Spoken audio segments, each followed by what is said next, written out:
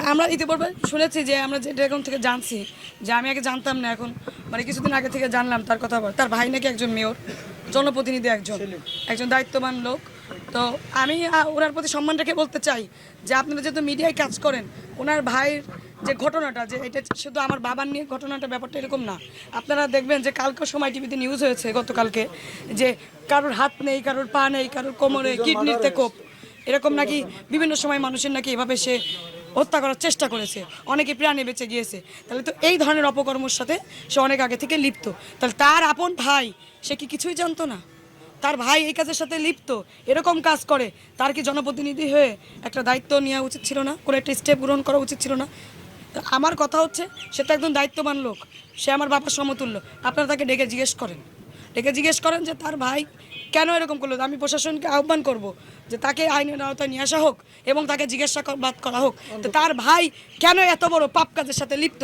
আমার বাবাকে নির্মমভাবে টুকরো টুকরো করে হত্যা করা হয়েছে, আর তার ভাইকে এখনো পর্যন্ত আইনের আওতায় নিয়ে আসা হয়নি কেন? এর বিচারও আমি চাই। আচ্ছা, আমি সর্বপ্রথম যেটা বলতে চাই যে আখতারুজ্জামান শাহীন যে ব্যক্তির কথা বলা হচ্ছে, আসলে ওনার সাথে আমার বাবার কোনো সখ্যতা আছে কিনা এটা আমাকে আগে থেকে জিজ্ঞেস করা হয়েছে ডিবি অফিস থেকেও, যে তার সাথে কী ধরনের সম্পর্ক। একটা সময় আমার বাবা ছিল কাউন্সিলর। আমার বাবা তখন, এই কালীগঞ্জের প্রত্যেকটা মানুষ জানে যে আমার বাবা খুব ভালো ফুটবল ক্রিকেট খেলতো। সে মাগুরা, নড়াইল, বিভিন্ন জায়গায় সে খেলতেও যেত। ঢাকায়ও সে অনেকবার খেলা করতে গেছে। তো আমরা যেটা জানি যে সেও কোটচাঁদপুর থেকে এখানে আসতো ক্রিকেট খেলতে, ফুটবল খেলতে। ওই সময় খেলা কেন্দ্রিক একটা সম্পর্ক ছিল, যে বন্ধু আর কি, ক্রিকেট খেলতে, ফুটবল খেলতে মাঝে মাঝে কোটচাঁদপুর থেকে এখানে আসতো। এটাই তার সাথে সম্পর্ক। তাছাড়া ব্যবসা বাণিজ্য এই টাইপের তার সাথে কোনো সম্পর্ক আছে বলে আমার জানা নেই। যদি থাকতো সম্পর্ক তাহলে তো আমি বলেই দিতাম।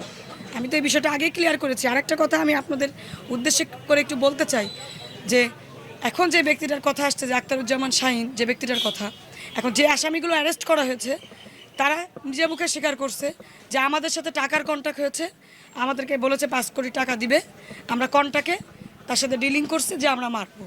আমরা প্রফেশনাল, তার মানে তারা প্রফেশনাল, তারা এই কাজই করে। তারা এই কেন মারছে, কি করছে, কেন করতে হবে, এই বিষয় সম্পর্কে তাদের কোনো আইডিয়া নেই। তারা কোনো কিছু জানেই না। তারা স্পষ্ট স্বীকার করছে যে আমরা জানি না, আমরা টাকা দিছে, আমরা কাজ করছি। কে টাকা দিছে, কে করতে বলছে? আখতারুজ্জামান শাহীন বলছে আমাদেরকে করতে। তাদের বক্তব্য এটা।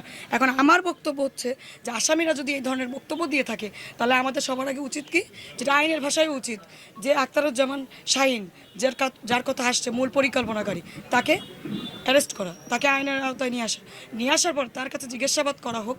জিজ্ঞাসাবাদ করার পরে আমি তো বলেছি আগে যে সুষ্ঠু তদন্ত করা হোক, তার স্বীকারোক্তি নেওয়া হোক, সে কেন করছে।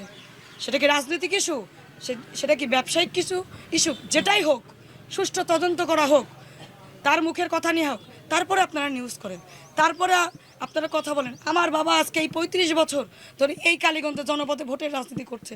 বিভিন্ন জায়গায় তার গ্রুপিং আছে, রাজনীতি থাকলে এরকম হবে। এর আগেও তার হত্যা করার বিভিন্ন পরিকল্পনা করা হয়েছে, বারে বারে সে বেঁচে গিয়েছে। সে উপজেলার চেয়ারম্যান ছিল, এর আগেও সে মনোনয়ন পেয়েছে। তো শুধু 1-3 বার না, এর আগেও সে 8 সালে মনোনয়ন পাওয়ার, 6 সালে পেয়েছে, 8 সালে পেয়েছে, আবার 14 সালে পেলো। 8 সালে যদিও তার পরবর্তীতে চেঞ্জ করে দেওয়া হয়, আবার 14 সালে দেওয়া হয়েছে, আবার 18 সালে দেওয়া হয়েছে, আবার 24 সালে দেওয়া হলো। পরপর 3 বার সে আওয়ামী লীগের 5 বার নমিনেটেড। সে একজন আওয়ামী লীগের প্রতি প্রার্থী। তা আমাদের দলীয় নেত্রী এত বিচক্ষণ যে একটা মানুষের সম্পর্কে না জেনে সে কখনোই,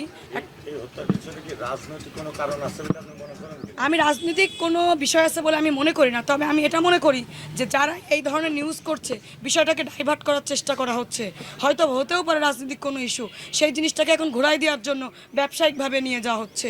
এটাকে বলে মেন্টালিটি ডাইভার্ট করা, মানুষের মনটা অন্যদিকে নিয়ে যাওয়া। হতেই পারে আমার বাবা পলিটিক্যাল রাজনীতি করে, এই এলাকায় এতদিন ধরে রাজনীতি করছে, হতে পারে না রাজনৈতিক কোনো ইস্যু। সেই জিনিসটাকে ঘোরানোর জন্য যারাই চক্রান্ত করে আমার বাবার এত বড় নির্মমভাবে হত্যা করেছে, তারা তো এখন এই বিষয়টাকে ঘোরানোর জন্য ব্যবসায়িক কেন্দ্রিক ভিন্ন পথ অবলম্বন করতেই পারে। বাঁচার জন্য মানুষ কি না করতে পারে না?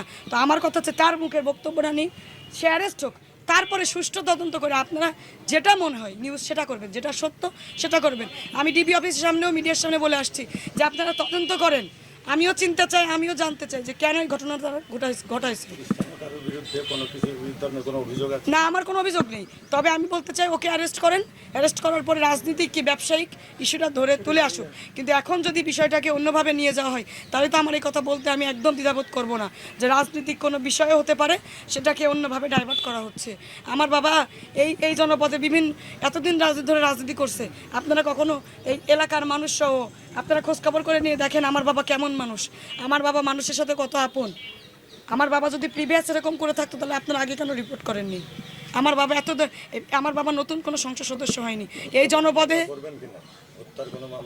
করবো, আসামি আমাদের ডেথ সার্টিফিকেট বা আমরা কোনো একটা আমরা ফর্মালিটিস পূরণ করে নিই, আমরা অবশ্যই করব। কিন্তু আমার অনুরোধ থাকবে আপনাদের কাছে যে আমার বাবা এতদিন ধরে এই জনপদে রাজনীতি করছে, এমন কোনো নিউজ আপনারা করে আমার বাবার ইমেজ ক্ষুণ্ণ করার চেষ্টা করবেন না। কারণ আপনারা জানেন সাংবাদিক ভাইরা যে রাজনীতি করলে বিভিন্ন ধরনের মানুষ তাকে বিভিন্ন ধরনের মন্তব্য করে, কিন্তু এটা সিচুয়েশন অন্যদিকে নিয়ে যাওয়ার জন্য তো করতে পারে। সে কি বলছে যে তার সাথে কি জন্য সেই ঘটনাটা ঘটেছে? আমি তো নিজেও বলতে পারছি না যে কেন সেই ঘটনা ঘটিয়েছে। আমি তো চাই সুষ্ঠু তদন্ত করুক, সুষ্ঠু তদন্ত করে যেটা বেরিয়ে আসবে আপনারা নিউজ করেন, কোনো সমস্যা নেই। আপনার বাবার মৃতদেহ